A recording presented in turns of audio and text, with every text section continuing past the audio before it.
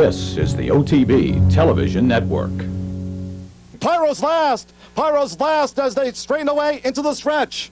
3/4, 114 and 300, quarter to run. It's Z Fortune's signature move. Rich Young Rulers giving away the dark Blackberry Road. Where's Blackberry Road going to go in tight? Visionaire at the rail. Pyro is coming like a rocket at them. He was last a moment ago. Pyro comes back full of fire.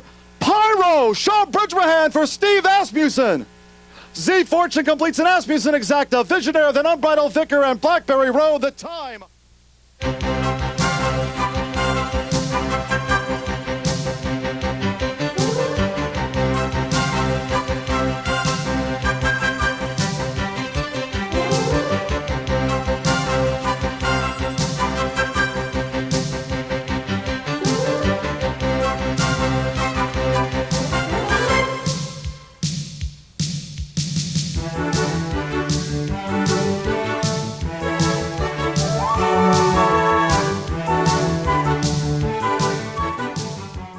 Good morning, everyone, and welcome to Down the Stretch. Along with my colleague Mike VIETCH, the racing columnist with the Saratogian, I'm Mark CUSANO, welcoming you to this morning's mid-February edition of the program on a clear and cold Saturday, and we have got a busy show in front of us. Heading the topical discussion, the franchise finalized with hours to spare. We've got a detailed 3-year-old segment showing you several outstanding performances. You saw one during the Open, and we will update our list of top Derby prospects. Then later on in the program, a first-time guest to the program, Mr. Benny Stutz Jr., who later this afternoon will send out the Hutchison Stakes winner, Smooth Air, for his two-turn debut in the Sam F. Davis at Tampa Bay Downs. So all of that and much, much more if you stay with us for this very busy February 16th edition of Down the Stretch. Partner, good morning. Well, good morning. It is a good morning. You should know that this is my idea of a truly beautiful winter morning. And if you can't enjoy this, that's too bad. Very quickly, I want to say hello to a gentleman from Schoharie who I met last night at the track, at the harness track in the Racino, who sends his regards to you and says how much he enjoys the show every Saturday. So good to meet you last night, and we'll have a pedigree for you next week, I think. Maybe two, if Mark puts me to work. Anybody else you want to say hello to before we get started here? Any number of people, but you know, you've got to realize that you don't prescript me. We want to send along our best wishes and condolences to our associate producer, Julie Hoxie. Julie lost her dad this past week, and Julie, our condolences to you and your family. Julie will be back with us next week. All right, coming up in a couple of weeks at the Albany Teletheater, Capital OTB's Winter Handicapping Challenge on the 1st and 2nd of March. You know, it's $100 a pop to enter, but all the entry fees go back to you, so you're participating, in essence, without a takeout. And the top two finishers get free entry, airfare, and hotel in early April, to the championship at the Orleans. And, even though my partner may think this weather is just absolutely spectacular, my guess is it'll be a little better in Vegas in early April. Go to capitalotb.com for more information on that. This past Wednesday, literally just hours prior to the end of the temporary extension, a deal on the future of racing here in New York was approved. Lawmakers and the governor approved the NYRA to operate in this state probably until the last day of 2033. Let's take a look at some of the key points in the 190-page bill, which, partner, some of my old teachers would be very proud of me. I read that thing. Well, you're ahead of me. I'm about now halfway through it, and you did better than me to get through it by now. And since I'm not a Harvard graduate, much of it I didn't understand. See why New Yorkers are very upset about what you have to go through just to write a bill? Ladies and gentlemen, here are some of the key points. The New York Racing Association will run racing as a not-for-profit until December 31, 2033. The NYRA turns over to the state of New York, Saratoga, Belmont, and Aqueduct. This has been a sticking point for you? Well, through for this whole me, season? it remains a sticking point. I'm sorry that this has happened. You're just going to have to live with it. I think the notion of New York State owning Saratoga Race Course in the long term is not a good thing. But NYRA has, in fact, done a terrific job in these negotiations. But this is one thing that I just probably will never be happy about, Mark. The New York Racing Association will receive approximately $105 million from the state. Now, approximately $75 million of that will go to dealing with their bankruptcy situation. The remaining approximately $30 million will be on an as-needed basis for NYRA to operate because, you know, under this system, which really hasn't been changed, until the VLTs are up and running and there's an additional revenue stream, you know, NYRA's operating under the same, I agree with you. You know, Yes, I do. business foundation that we've seen for decades. So Charlie Hayward told me that the $30 million for operational expenses on an as-need basis is more than adequate. The state of New York has also forgiven NYRA an additional $259 million in debt. New York State, and this is different from the MOU, New York State will pay the property taxes on the racetracks, including Saratoga. The NYRA will pay an annual franchise fee by April 5th of every year.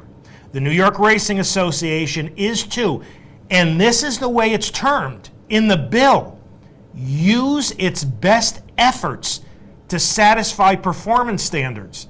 Partner, some of those performance standards. Well, you know, I mean, this, you know, to me, I won't hide I think some of this is almost silly. It sounds like, you know, the type of thinking that's gone into the way New York State reviews and it judges its teachers at high school and college and grade school and so forth.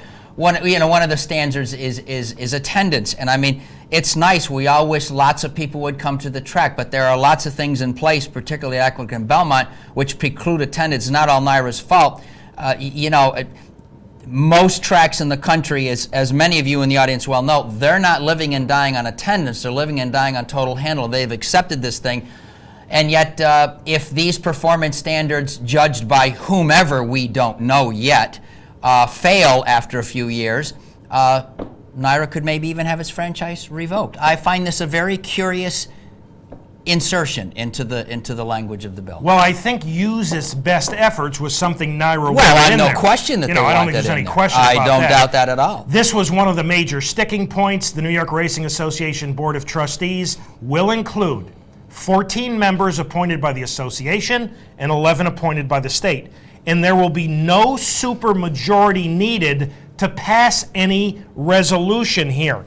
And the NYRA's 14 members will be named by Chairman Dunker, its 3 vice chairmen, and the head of the governor's committee.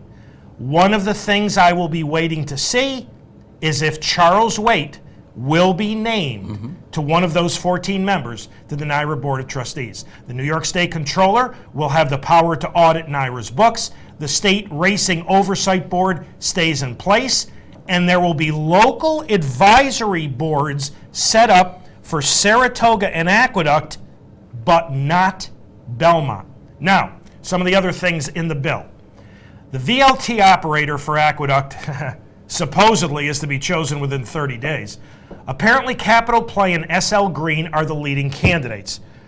Partner, what surprises me is no Delaware North. And we both thought they were running. And not only that, but my understanding on Delaware North, which is doing its fine work at Saratoga Raceway, my understanding is that their presentation of the 6 who went to the governor was, in the observation of one person who was there to me, the best presentation by far. And I can tell you in listening to Senator Bruno that he is, and I think enamored is a pretty accurate word, with Capital Play. The New York Racing Association will receive 3% of the VLT revenue after payoffs for general operations and an additional 4% for improvements. And folks, we know there is so much need for improvements on the backside, Sure, certainly. on the front side, Certainly. and to the racing surfaces, including the turf courses. Now, purses Horsemen will be aided by VLT revenue, 6.5% the first year, 7% the second year, and 7.5% thereafter. And if I'm not mistaken, those are better numbers than in the MOU. The first year, I believe, is the same number, but the next two I think are better. I think I agree with you. Yes, yes. The breeders Yes. benefiting from VLT revenue, they'll get 1% the first year, 1.25% the second year, and 1.5% thereafter. NYRA has a date in bankruptcy court on March 5th. Now, this is important. It is. Yes, Saratoga it is. Reserve seat applications will be mailed out this weekend. For those of you who have had reserve seats in the past, you'll be getting those shortly. If you don't want to wait for them, you can go to NYRA.com and download the seat application forms. Those are some of the major points. Folks, it was 190 pages. Those are some of the major points. What's your overall thought? Well, my overall thought is at this time today, as this begins to play out, history is moving on. I'm glad to know that NYRA President and CEO Charles Hayward is very pleased with this, and Charlie is looking forward to the future. And I'm very glad to hear that on a personal note. To be honest with you, this is striking me as something maybe a little bit better than a half a loaf, which is better than no loaf at all. The state, for example, owns the simulcast signal. I happen to think that's significant. They now own the names of the stakes races. I think that's significant. I made a call to one of the people who's been so helpful to me over the last few years, and this individual says business is going to go on as usual. NYRA will be a lessee. Those are two things not to worry about. That's fine. I hope this is all for moving forward. As Mark said earlier, we haven't addressed OTB. We have heard another, after 5 years of promises and hints that the VLTs are coming. We still have to see this to believe it, just in my opinion, and that leaves NYRA with about 12 to 18 months of operating, as Mark said, essentially on the same foundation. So let's hope that things go better there. I just, at the end of covering this so intensely for 3 years, I'm really kind of getting ready to give it up and hope that we can talk about horse racing and moving forward. But a few final thoughts, at least they're never final.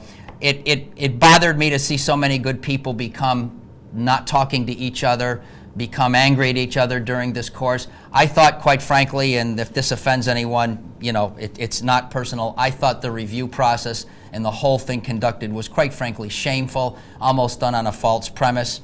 I'm just hoping that we move forward off this. It's been a long thing that had it been done properly. And I might add, had we had VLTs on the New York Racing Association circuit 5 years ago when they were legal and started going at Saratoga Raceway a year after that, I don't think any of this would have happened. So it's a little hard for me to get past that. But a lot of people are looking forward.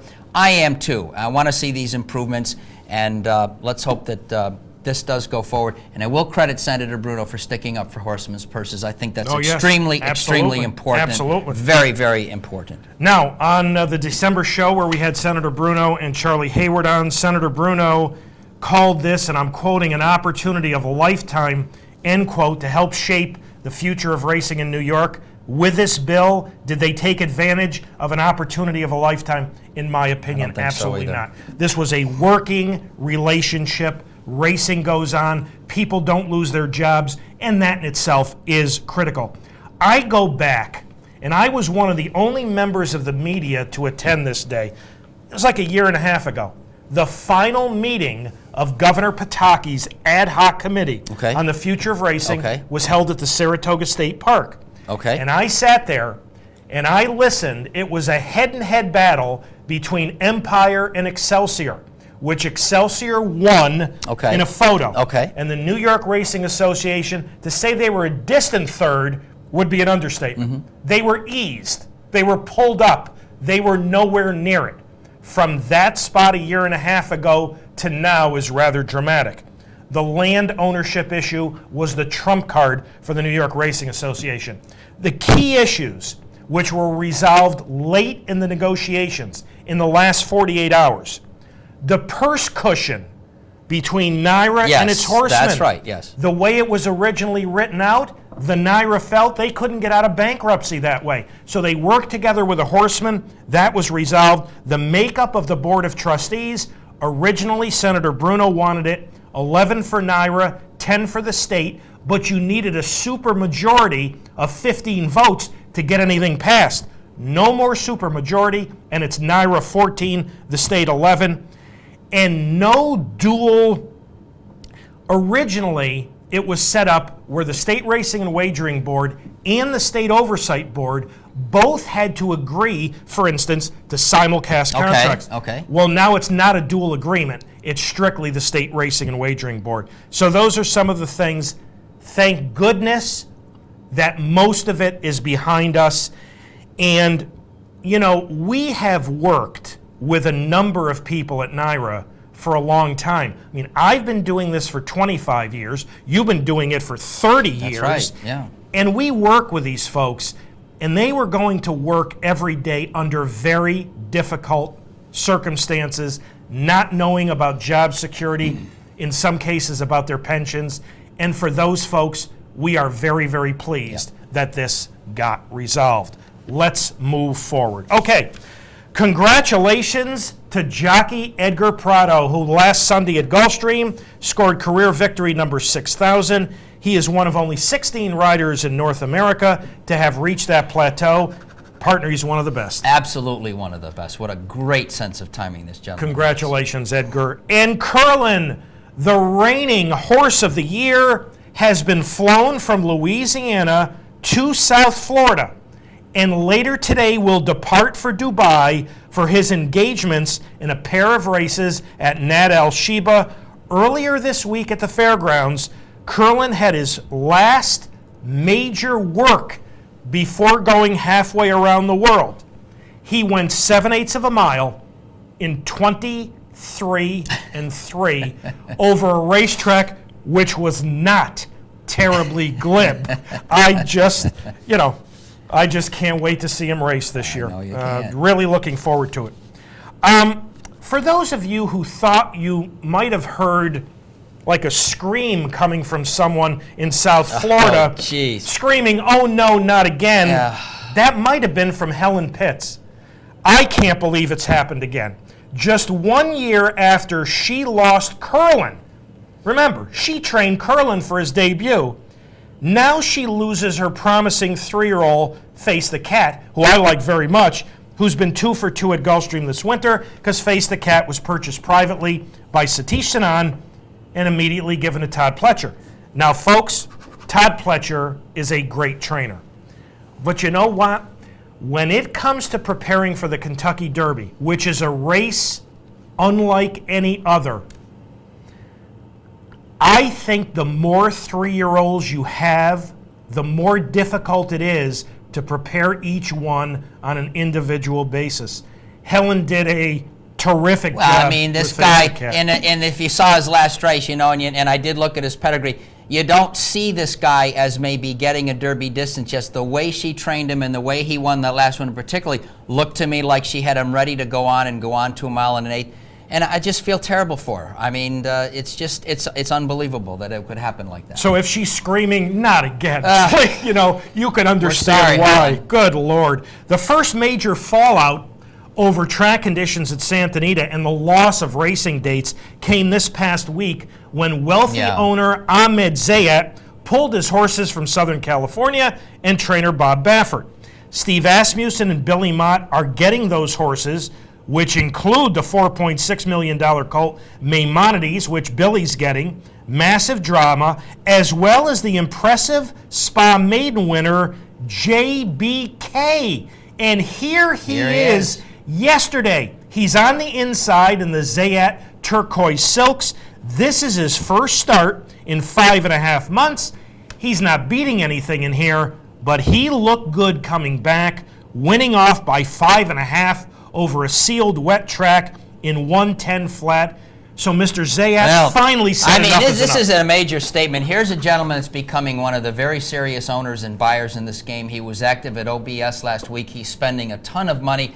And for him to leave one of the major race meets in the country is a very big statement, and to take horses away from a fellow who, sooner rather than later is going to be in the Hall of Fame and a proven commodity. It's just amazing. I'm saying to myself, I wonder if he's going to be at any of the next 2 Breeders' Cups. I don't know if he will or not.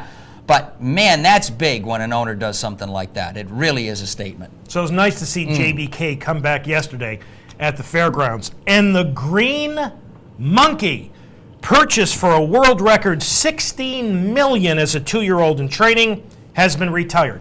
Now, folks, he was bought as a yearling for $425,000. How's that pinhook? I want to get into the pinhooking business if I can turn $425,000 into $16 million. More the attention. Green Monkey raced 3 times.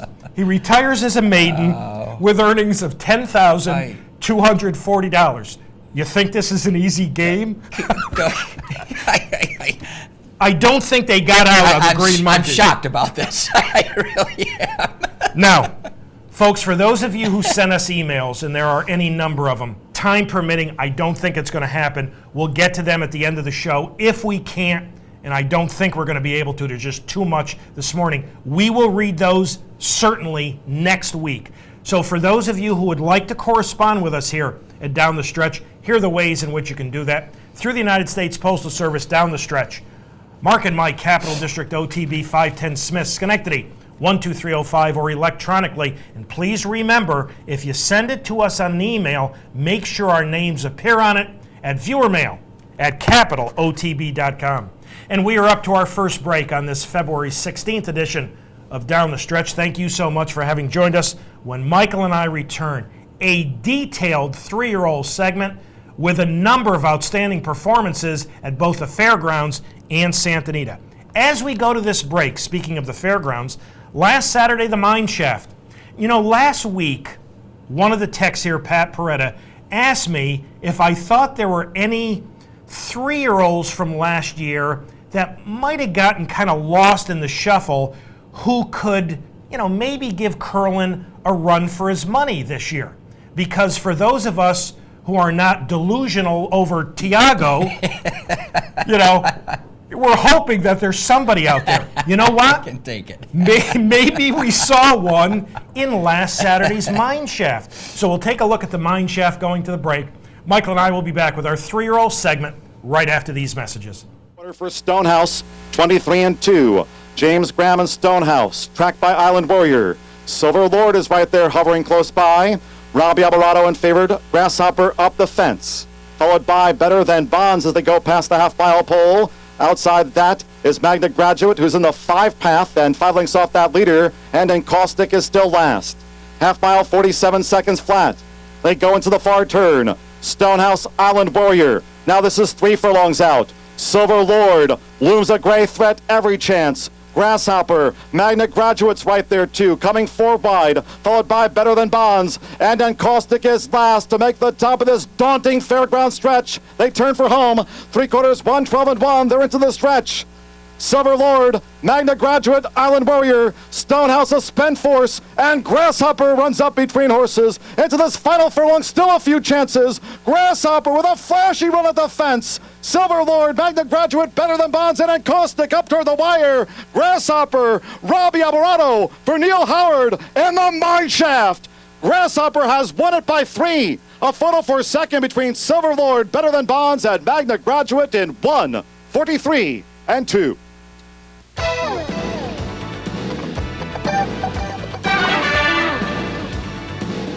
This is the OTB Television Network.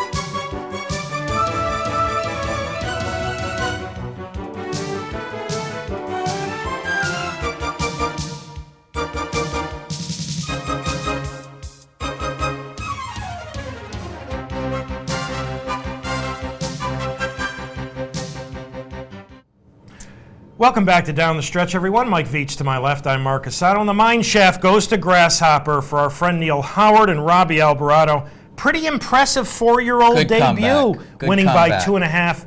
We agreed on this point in the break off camera. I think the Travers really knocked Grasshopper out. And Neil's one of the terrific horsemen. He really is. But I think he knocked Grasshopper out more than even Neil realized for the Super Derby. And Grasshopper looked awfully good winning the mine shaft. All right, begin our 3-year-old segment with a Silver Bullet Day, named for the champion filly of 1998 and 1999, who was trained by Bob Baffert. Headlining this year's Silver Bullet Day was another champion from Baffert, Indian Blessing. Last year's 2-year-old filly champ, there she is being loaded into the outside post. Coming off a somewhat questionable effort in her 3-year-old debut and last, a head victory against, I guess a seemingly overmatched rival, Indian Blessing was not only stretching back out in here to 1 1/16 miles, but she was forced to negotiate that long fairground stretch.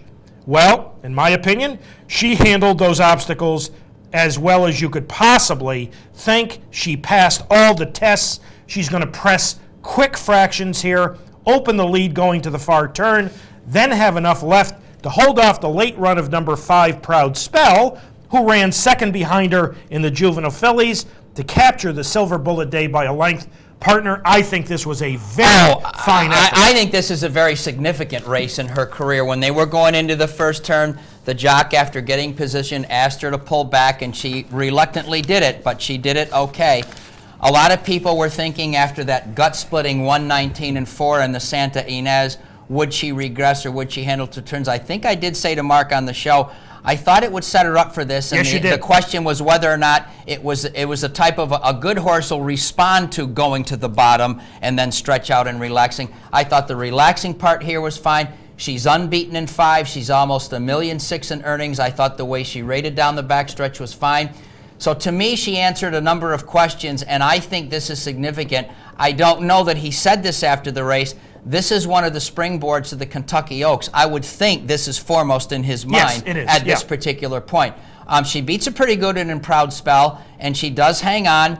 And this was kind of overlooked in the wake of the race we're going to see next with Pyro, and understandably so. But for me personally, I kind of took an interest in her at Saratoga last year. I think she's been really, really well managed. And the question was, when you come back and go to your bottom, going 7 furlongs, is that a huge negative bounce? Well, boy, this was a nice call by Baffert as far as no question about it. I was critical of her debut, but she responded nicely here because, folks, legitimate, those are pretty quick fractions, and we'll talk about that in a few minutes. You sure are, yeah. But, that's a long stretch. Yep. Now, Baffert's got to be thrilled, but I think Larry Jones is also thrilled. Proud Spell did not have a comeback race. That's right. That was her 3-year-old debut, and she ran very well. I like her a lot, yes. She did a very, very nice job. And now, a race later on that card, 3-year-old males went postward in the Risen Star. Loading is number 12, Prince Cortez. He would eventually run last. But the 2008 edition of the Risen Star would be defined by an explosive, eye-catching, last-to-first move from number 8, Pyro. In Vern Winchell's Burgundy Silks, he is last going into the first turn. Please watch him as well as you can. Now, this was as per instruction. Steve Asmussen wanted Sean Bridgmahan to get him to settle and relax. The only thing is, there wasn't any pace. I mean, Rich Young Ruler, number 6, and number 9, Signature Move, would set really very, very slow fractions. But despite the lack of pace, and despite not having a horse beaten turning for home, Pyro, without the use of the whip from Bridgmahan, would devour his 10 rivals through the final 3/16 of a mile and win the Risen Star by an impressive and expanding 2 lengths. Folks, I was so taken by this stretch run that you not only saw it in the open, but you're going to see the stretch run 3 times here. He's next to last on the outside. And partner, you made a great point about this effort overshadowing Indian Blessing, and it's because you simply don't see a performance like this. This is very really often. unbelievable, and you know, for him to finish like he did, the people are saying it's under 23 seconds for the last quarter. I certainly believe it. You have a lot of fun comparing the 6 furlong times of this and the race that we saw recently. This is a marvelous, marvelous return. He's been working in company with Curlin. Obviously, there's nothing wrong with that. He certainly learned his lessons properly. I happen to think this is a good edition of the Risen Star. And, you know, this is a race in the last few years, folks. This has become a really good race. Repent and Badge of Silver. Gee, a couple of years ago, Lawyer Ron, how'd he do last year? This is truly dominant. This is now the race of the Derby Trail of 2008 that people are going to be talking about and having a visual in their minds for many, many weeks down the road as they get right to Derby Day. There aren't very many negatives here at all. I just think it's marvelous. I think he beat a good field. Some people said, well, Warpass isn't in there. This is going to be interesting to see if Warpass comes back like this guy did. I think for me, most significant is one thing that Mark alluded to at the start. You'd like, if you're coming back and training a horse to do this, you'd like a nice stiff pace up front. He didn't get it at all. And he seemed to just intuitively relax and roll that great big stride up until asked to quicken. And when he quickens, you think you're looking at the Guineas over in England. That's exactly what comes to mind. He alters course from behind rivals, and again, dead pace. And folks, this is dirt. This isn't synthetic at Santa Anita. This is dirt. This is really he something. comes the last 2.5. Well, the last 2.5 furlongs were running in 30 seconds flat, which is amazing. Okay. And he came from last. I mean, that's incredible without being touched by the stick. Z Fortune, a wide trip second, also for Steve Asmussen. Very fine effort. Yes, it was. You know, Visionaire, Yes, it was. perfect inside trip, finishing third. Unbridled Vicar finished a good trip fourth. And I think that effort from Unbridled Vicar flatters Dennis of Cork. I'll talk more about that later. Blackberry Road lacked some room inside in the stretch. He finished fifth. Signature Move, shipped to Louisiana to try dirt, and he just didn't handle it. He got the perfect pace scenario, and he ran 10th of 11. Tremendous effort by Pyro. That's the word, I agree. And the thing is, I agree. Steve Asmussen was so worried that he was training so well that he would run too well in his first start. That's a very good point. Now, he ran beautifully, but the way he ran, he only ran for 3/16 of a mile. Trainers worry about that, but boy, that came out perfectly. I agree. Next for Pyro, and this is the unusual thing about the Louisiana route to the Kentucky Derby. Next will be the March 8th Louisiana Derby, which is at the exact same distance as the Risen Star. That makes no sense. None whatsoever, and they're not even owned by Magna, but it makes absolutely no sense. Just a magnificent performance. 3 mile and a 16th races last Saturday, stakes races at the fairgrounds. Let's take a look at the internal fractions and how different they were. In the Silver Bullet Day, Indian Blessing is opening the lead in 1:11 and 2. Yeah. 3/4 in the Risen Star when 14 and 3 and Pyro's last. And folks, normally, if you're a one-run deep closer, you are at the mercy of the pace. So when you think that he got no pace and did what he did, that's amazing. But Indian Blessing was only a tick slower than Grasshopper. So, you know, that shows you that her performance was wonderful.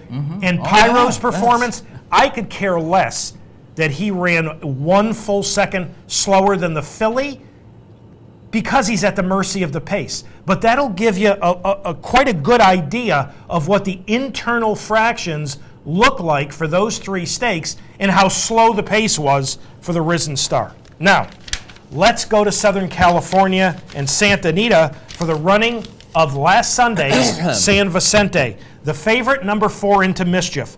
The winner of the Cash Call Hollywood Futurity at 1 mile and a 16th. Now he's turning back to 7 furlongs, and he was the 11 to 10 favorite. The second choice is number 2, the very speedy, massive drama. He was 7-5. But watch number 1, Georgie Boy, making his first start since capturing the Del Mar Futurity last September. Now, folks, I will readily admit to you, I was not impressed at all by Georgie Boy last year as a 2-year-old. I just simply was not impressed by his performances at Del Mar. I will now tell you that I was very impressed by this effort, a 3 1/4 length romp. Partner, this was a wonderful performance. Well, he's really matured, and he's, I'm calling him a leggy son of tribal rule who, let's remember, he beats a fellow Grade 1 winner here, and sometimes in these short fields, you got to have a lot of things go right for you. Well, he made a lot of things go right for himself here. This is a very, very nice return to the races. He has not been out since the Del Mar Futurity in September. Wonderful job of preparation. He's got to sometime go 2 turns, and it looks like he may do that in the Rebel Stakes in a couple of weeks down the road, March 15th at Oaklawn Park in 1 1/16. The California group is starting to take shape. I will freely admit that he was not in my top 5 California bunch, even with the Del Mar Futurity. But this is a very, very nice return. He's beating a good one in Into Mischief, who, wow, I didn't think he'd do quite what he did here today, but he selected to come back short. We'll see if this guy stretches out. Mark often points out when they first stretch out, do they have the same punch? We'll see. But he's leggy. Yes, he likes to run. He is. And Kathy Walsh, who we've never had on the show, and I certainly plan on asking her to come on the show after this performance, she has used blinkers, she's taken them off, and it appears that Georgie Boy without blinkers settles better, relaxes better. Yeah. And I'll tell you what, I could care less about the times at Santa Anita. Visually, that was a pretty impressive return. Really very nice job Yep. by Kathy Walsh. All right.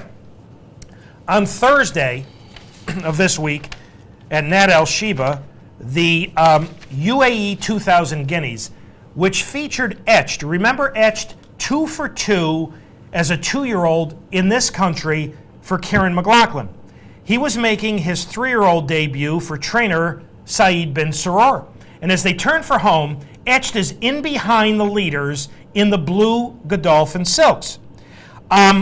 Etched is going to finish a 1-paced, non-threatening 4th behind the winner Honor Devil and the runner-up Royal Vintage. Both of them from trainer Michael DeCock.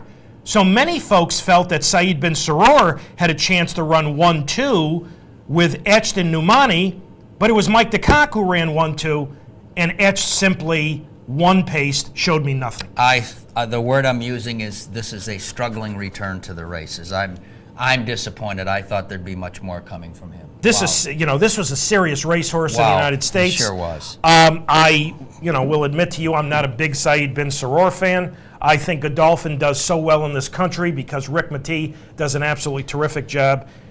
And I got to tell you, that was lousy. That was just flat out lousy. Really so you can't imagine Etched being, too terribly serious as far as Godolphin trying to win the Kentucky Derby. All right. Couple of allowance races. We're going to begin last Saturday at Gulfstream over a very sloppy surface as Rick Violet brought back Saratoga Russell. Here he is in front under A. Barcoa. First start since breaking his maiden impressively at Aqueduct in mid-December. Now, he's the odds-on favorite. He's supposed to run well against this field, but he's going to romp by 10 3/4. He is owned in part by one of our regular viewers, Bob Carper from New Hartford. This is a talented colt. Return. This is a Trippy, and Trippy could get to 9 furlongs, and I know his folks are hoping for that now. Rick Violet has a really stone-cold runner on his hands here, and the question will be distance. And, all 3 starts at 6 furlongs. I'm guessing that the logical move might be something like the Gotham from here. I would think the Gotham will be coming up, yes. But 3/4 and 110 flat. And Sunday at Gulfstream, an entry-level allowance race at 1 mile. It was supposed to be a 2-horse race as we take a look between number 2, Jockey Ridge, the 11-10 favorite, and number 1, Bordeaux Bandit. Let's take a look. Bordeaux Bandit, the 7-5, second choice. But it would be Hay Burn who would run away with this, winning off by 14 and a half lengths and leaving many of us wondering, where did this performance come from? I really don't know. And he's by Put It Back, and I had forgotten. Put It Back is the sire of Smokey Stover. He's doing very well. And Mark, I looked up the female family here, and there's a name here that I'm not sure I've ever used, maybe once or twice. His immediate family is, as we're getting to it now, thank you, Tim. His immediate family is Lemhi Gold. And that really? I haven't used. I don't know that I have used that. You haven't Third used. Dam has Lemhi Gold here. You haven't used that name in probably not. In a long, probably long not. time. Who is a very, very talented runner, both surfaces and both coasts. But pretty good darn effort here by Hayburn, by the sire of Smokey Stover. He's not nominated for the Triple Crown. You're right. Both Bordeaux Bandit and Jockey Ridge were coming off very impressive maiden wins, which earned them very large speed figures. And here's Hayburn leaving them in the dust, winning by 10 3/4. I'm sorry, winning by 14 and a half in a minute 37 seconds. So we'll have to see if Hayburn becomes a late nominee for the Triple Crown. But Eddie Plaza, has got a pretty nice one there. All right, you saw all the major races. How did that impact our list of top Derby prospects? Let's begin. We are now 77 days away from America's greatest race. How did Pyro, how did Georgie Boy, how did those allowance races impact my partner? Here's Michael's top 10. And for me, Mark, the champ is still on top. We're waiting within a couple of weeks to see when he starts. We're thinking 8 furlongs at Gulfstream Park. Pyro, so bizarrely terrific in the Risen Star. I do think he beat a solid field. A lot of folks are going to have fun when they look at past performance line, comparing that with the Silver Bullet Day. Court Vision still highly ranked for me, slated to get going next week in a terrific renewal of the Fountain of Youth. I'm viewing that as a routine Billy Mott prep. El Gato Malo, one of the few at this time of the season who has been very, very sharp all the way, and he's making me interested when he hooks up with the other good ones in what I think will be the sham on March 1st going 9 furlongs. Z Fortune, look, I thought Pyro was terrific. Well, this is Pyro's race, and he didn't run too bad, and he did have some traffic trouble. Anak Nakal looks like he's going to join Court Vision in the Fountain of Youth. Majestic Warrior, I'm probably as interested in him as I am as in Warpass. My gut is telling me he is the type of runner who will benefit enormously when he comes back to the races. Georgie Boy cracks my lineup off of that performance. Colonel John was a now horse late last year. We're going to see him in the sham for his opener. And Into Mischief, I didn't think I'd see him so forwardly placed in the San Vicente. That said, he needed that effort as he came back to the races too.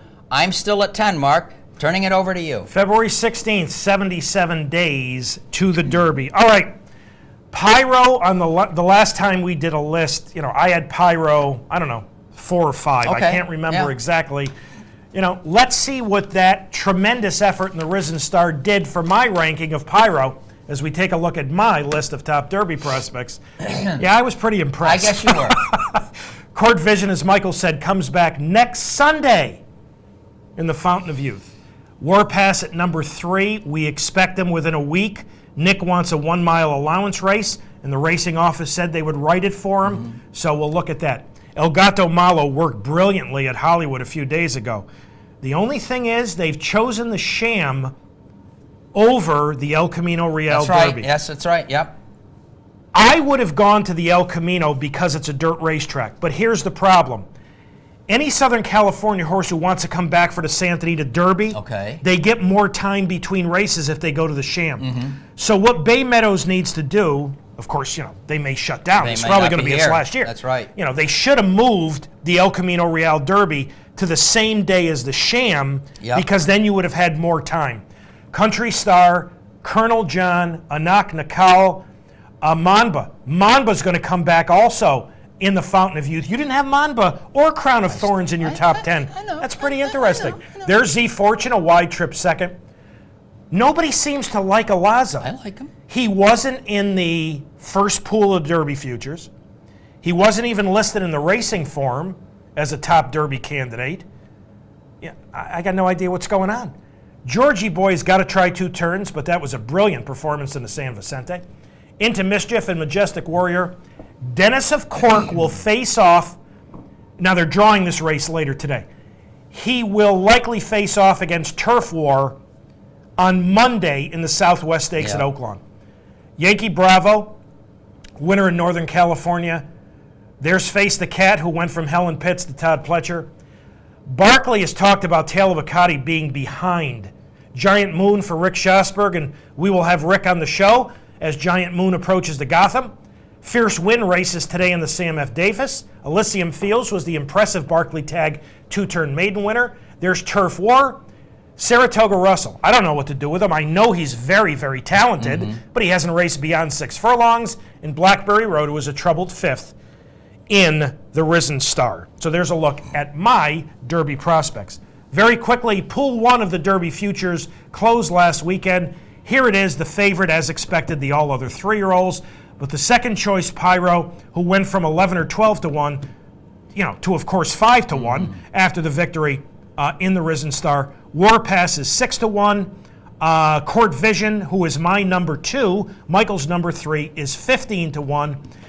You've got some horses in there who have never been beyond a sprint. I mean, Bob Blackjack ran very, very fast, but, I don't know why he's in there instead of Alazzo.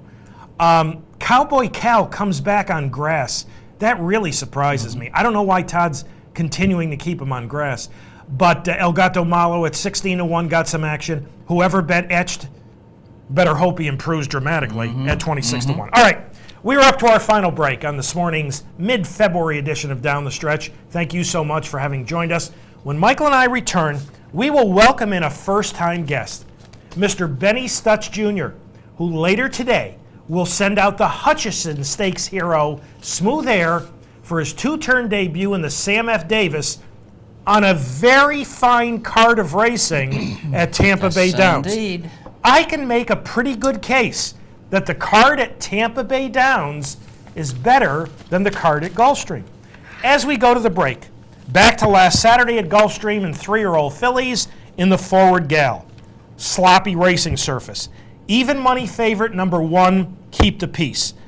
Now, folks, and my partner chuckles at this or he gets upset at me. I don't make sentimental bets, okay? I just don't do that. I've been doing this for so long. But I have a very soft spot in my heart for number 3, B Sharp Sonata, because we made a nice score on her when she won the Salima last fall at Laurel, and I loved her mother, Appassionata Sonata, who was trained by John Ward. But I don't bet sentimentally, and I normally don't bet on awful racetracks like this. So we'll take a look at the Forward Gal going to the break, and Michael and I will be back with Benny Stutz Jr. right after these messages.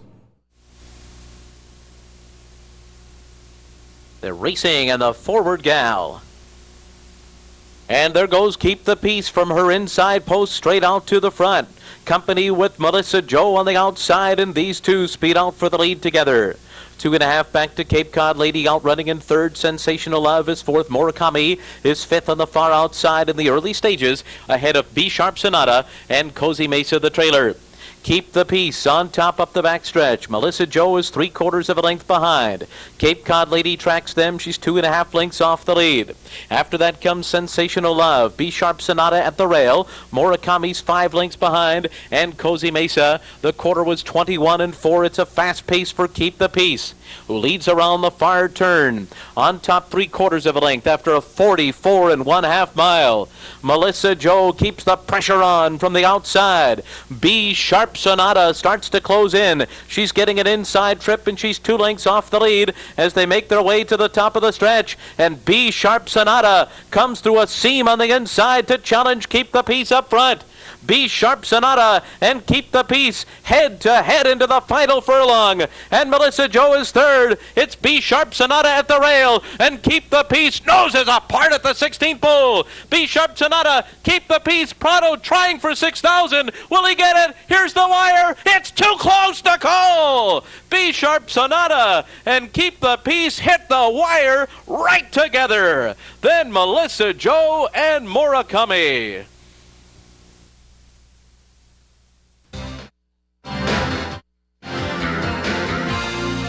This is the OTB Television Network.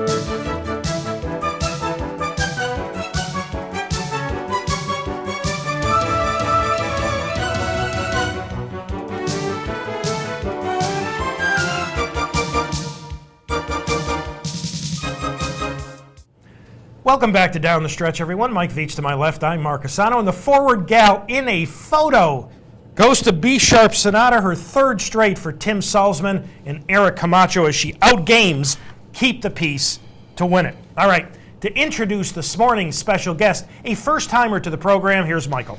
A first-timer indeed, and we're looking forward to chatting with trainer Benny Stutch Jr., who will send out Smooth Air today in a very interesting renewal of the Sam F. Davis, worth $200,000 at Tampa Bay Downs.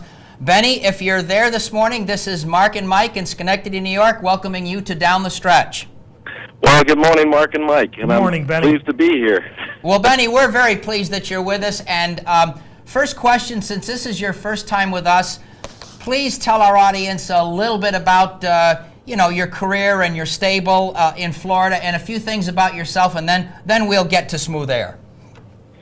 Okay, well, 2 days ago I had my 70th birthday, and other than 2 years in the Army, I've been on the racetrack all my life. My father was a trainer, and it just runs in my family, uncle, and I have right now a cousin in California that trains called Charles Stutz.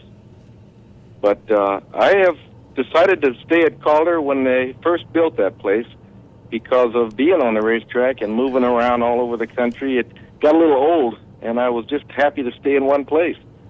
Good. And I've been very happy to train for this Mountjoy stable, namely Brian Burns, his daughter Brittany, and his son Dan. But we've got a real good thing going for us. He's upgraded his breeding, and he bred this horse, and he's got to be the best horse I've ever trained. Well, Benny, that's nice. I'm glad to hear that. I can't get anything I'd rather do than spend a life at a racetrack I like, and I mean that very seriously.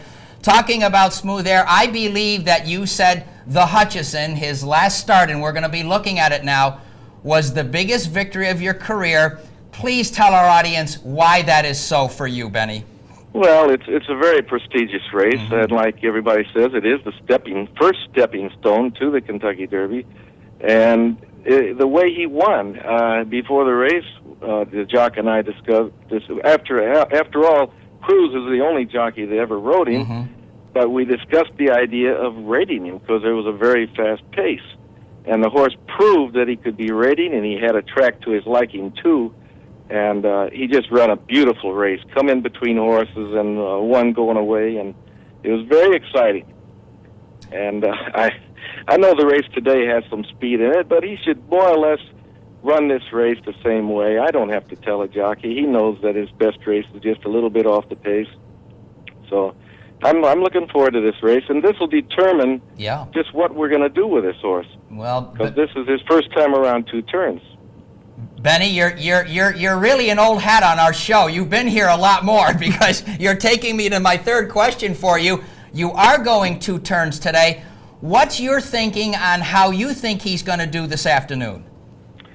Well, now getting back to the Hutchinson, I was asked what I thought about my horse. People that used to work for me, Yep. I mean, people that I trained for, they said, geez, I'd like to bet on the horse. And all I told them, I said, he will run the best race of his life, but I don't know if it's going to be good enough. Well, it was good enough, and now I'm going to more or less say the same thing. I think the horse is on the improve. He worked in 11-3 since his last race, and he come out of that work super, and I more or less think he'll run the best race of his life again, and it may not be good enough. I mean, I respect any horse that won $1 million race. Oh, yeah. And Z. Humer and Mott, Hall of Fame trainer, yeah, I've got all the respect in the world for Mott. No, that horse definitely should be dangerous. But as you know, and a lot of people know, I mean, anything can happen in a horse race. And I'm just thinking that my horse is going to run a big race. Benny, as you prepared Smooth Air for his career debut and you taught him his early lessons, was he telling you that you had a pretty special runner here? No, right from the start. Right Yep. from the start. For instance, when we okayed him from the gate, Yep. he breezed 5/8 of a mile, and Cruz was on him, and he got back, and he says he still has a lot of gas in his tank. And what he told me, and he said the same exact thing when he broke his maiden. He says, I haven't turned his head loose yet. He's still got a lot of gas in his tank, and I'm hoping he still has a little bit of gas in his tank. But now Cruz knows the horse. Early in his horse's career, he had a chance to ride. For instance, he rode Honey, Honey, Honey. And he took off that horse to ride Smooth Air, and I think the jock knew what he was doing. And, you know, it's exciting. There's a word I've used many, many times since I started racing this horse, is excited. I'm excited, and I'm still excited, and I hope I am after the race. Well, Benny, if you are, and this is our final question today, if you are excited after the race, and I know trainers are sometimes reluctant to answer a question like that, but if he does what you think he's going to do today, you're seriously in the hunt. Do you have a next race in the back of your mind? Well, you know, this is something that I have to discuss with the owners. Yep. And, you know, these people actually live in Chicago. And down the line, if he continues to get good, Yep. I know that they're considering the Illinois Derby. Good. They live right there Terrific. in Chicago. But I think if he wins this race, for instance, or even second, Yeah. I think that he should deserve a comeback here again for the Tropical Park Derby. Now, that's my opinion. Sure. I'm not speaking for the owner. Right. I mean, he might have something else on the agenda. And like he usually tells me, is nominate him for different races and then see what happens to the horse. It might come up coughing, or anything can happen with a racehorse, as anybody knows. So it's a game plan that I've got, and I'd like to stay with. But let's just see what happens. Well, Benny, I got to tell you, we're awfully pleased that you could share your time with us this morning. And on behalf of Mark CUSANO and myself, Michael VIETCH, we wish you a lot of luck this afternoon. He's a fun horse to watch, and hope that we'll get the chance to talk to you again in similar circumstances. Well, I appreciate the call, and it's something brand new for me to be talking on the the TV. But I'll tell you one thing: I am excited about this horse, and even if he gets beat, he's done plenty to get where he's at. And there'll always be races for a horse that's got speed like him, and that can be rated. So we'll see what happens. We're just crossing one bridge at a time with him. That's all we can do. Okay, Benny. Thank you so much, and good luck. All right, thank you very Thank you, much. Benny. Benny Stutz Jr., ladies and gentlemen. Now, you know, I don't follow Calder terribly closely, but I have over the years paid attention to workouts during certain times of the Okay. year. At Calder, once you get beyond half-mile workouts, 5/8 and 3/4, Okay. you don't normally see very rapid times. Do I have any idea why that is? No. But he worked 3/4 in 11-3. Now, I was worried that was, might be too fast, but Benny said he came out of it good. And, if he handles that somewhat quirky surface this afternoon, he's got a chance. He's in the mix. He and this really is does. going to be interesting to look forward to. Thank you to Benny. Obviously, we don't have time to read the emails today. We will read all those emails on next week's show. And for those of you who would like to correspond with us here at Down the Stretch, here are the ways in which you can do that. Through the United States Postal Service, Down the Stretch, Mark and Mike, Capital District OTB 510 Smith, Schenectady 12305, or electronically at viewermail at capitalotb.com. Today, the Sam F. Davis at Tampa Bay Downs, as well as the Endeavor On Monday, the Southwest at Oak Lawn, we are expected to see turf war against Dennis of Cork. Calvin Burrell, who rode both colts, decided on turf war. That's interesting. And Monday at Laurel, the General George, plenty of local flavor in the General George. Roddy Valente owns Bustin' Stones. Don Lucarelli, the part owner, in Throng. Gentlemen, best of luck Monday. We hope they dead heat for first in the General George on Monday. Time to thank all the folks who helped get this week's show on the air. Directing for the first time in a long time was Tim Hilliard, who did such a fine job. Because, folks, this is not an easy show to direct when you haven't done it on a regular basis. Kurt Fleck and Pat Peretta and Pete Persico and Dan Hayes, our associate producer Julie Hoxie, and again, our condolences to Julie and her family on the passing of her dad. And special thanks this morning to a first-time guest, Mr. Benny Stutz Jr., who will send out smooth air later on in the Sam F. Davis. Have a good weekend. And you too. And get outside this afternoon. Yes, I'll do that. Thank you very much. It's good for you. All right. Have a good weekend. Ladies and gentlemen, as always, thank you so much for having joined us this morning on Down the Stretch. Have a wonderful weekend and a terrific upcoming week. And Michael and I will see you next week.